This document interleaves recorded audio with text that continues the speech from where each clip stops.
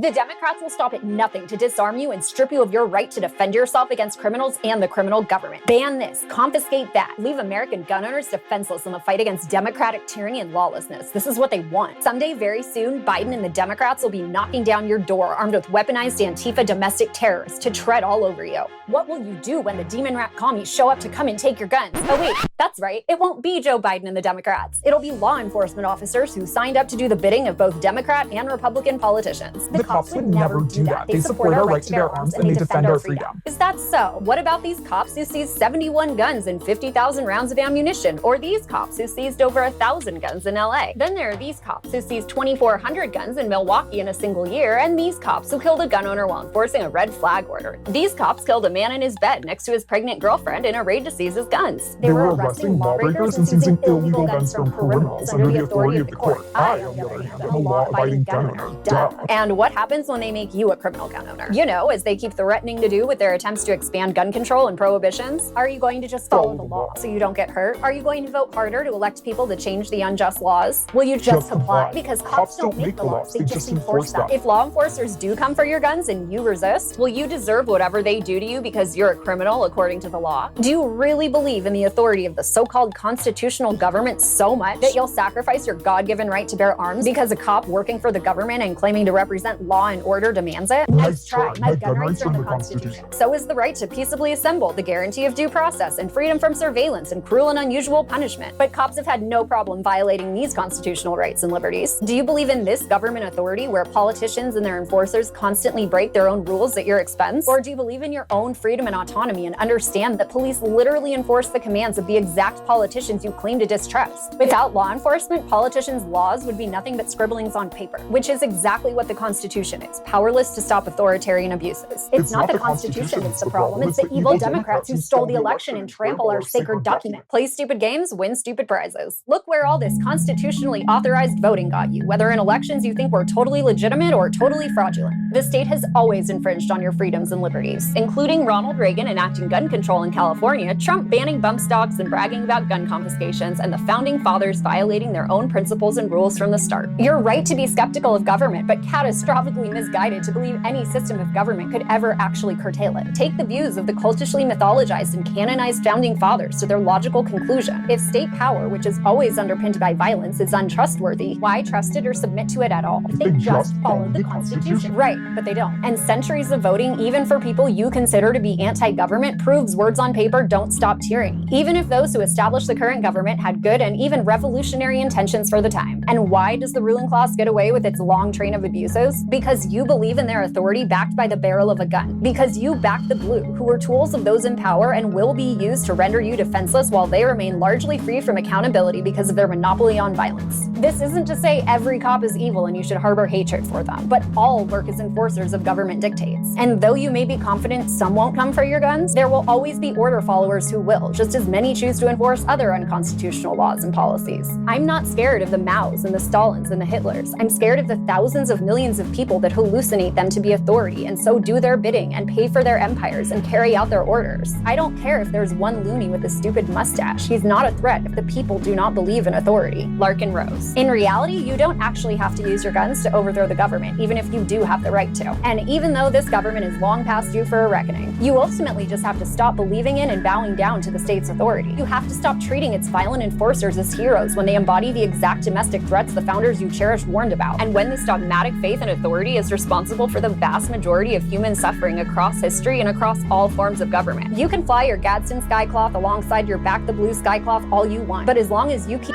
around and refusing to acknowledge who will actually be coming and taking your guns, you will absolutely find out when the politicians you hate send their men with guns to tread on you. No, it's not a gun.